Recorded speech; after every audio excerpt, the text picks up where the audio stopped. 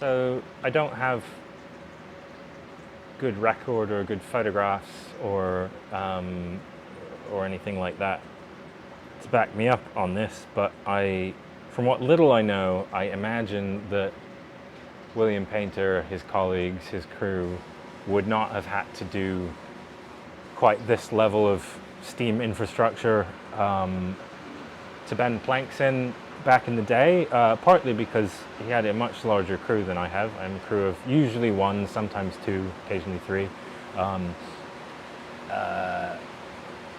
And I'm also, because of that, I'm not able to do this project nearly as quickly as Paynter and his crew would have done. They would have finished a boat like this in a few months, not a few years. So they were able to use planking stock that was almost totally green, and they probably would have kept it in the water as well, either in a timber pond or in the harbor, so to keep it like as bendy as it can be without steaming it. So I don't imagine that they would have had to do this quite, but that's just one of the differences between what they did and what I'm doing. I would love to be able to do that, but you really need a lot of manpower to wrestle full-length planks in that are not being steamed. You're going to end up breaking more stuff, which is not something that I can afford. And yeah, I'm not able to plank with green material because it would all dry out too much and end up with seams that were too wide before I was ready to launch the boat, just because of how comparatively slowly I am able to work, both from mostly doing it by myself and my level of disability and all the rest of it. So yeah, it's interesting to think about though. All of this sort of trade-off between material that is dry, which just saying dry is not actually that useful. There are different levels of dry,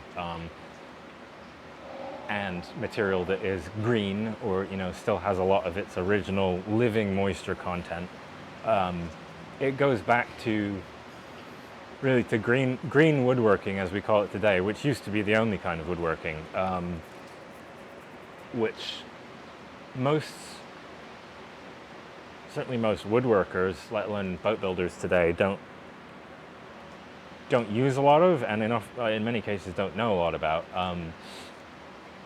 I was fortunate to, part of my apprenticeship at the Carpenter's Boat Shop was with a man by the name of Kenneth Kortemeyer, who is very, very skilled at all these old ways of woodworking, that you can actually use these different levels of moisture content to your advantage, which is part of what makes trunnel fastenings work really well, is that you're driving a dry trunnel because it's a smaller piece of wood that you're able to dry, very, very dry.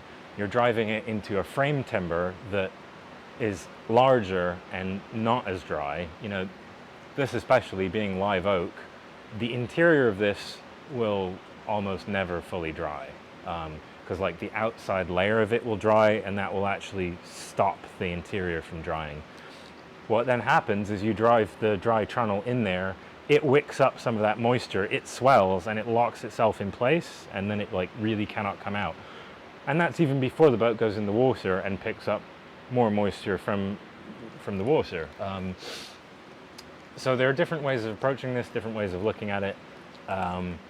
The typical thing to do these days with boat building is to try to plank with as dry material as possible, so that it will expand when it hits the water and shut very tightly.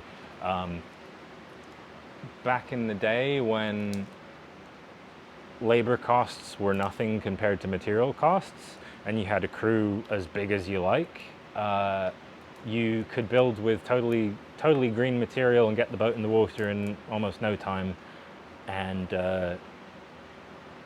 then that's not really a problem, because like the level of moisture content that wood will have when it's fresh out of a tree in a forest is not that different to the level of moisture content that it will have when it has been in the water for a while. So yeah, there's a trade-off. And to a degree, I could get away with planking with green material, even doing it slowly, because in theory it will swell up to how it was at the beginning when it goes in the water, in theory. But at the same time, you have to fight wide open seams. When you put it in the water, you're going to have to stick a bunch of wax in there so that the boat doesn't sink while it's doing that swelling, which is not ideal. Yeah, it's a surprisingly complex and nuanced subject that I'm not entirely sure if I've done a good job of explaining. And it's something that I don't know, definitely don't know everything about as well. I'm still learning all that stuff every day.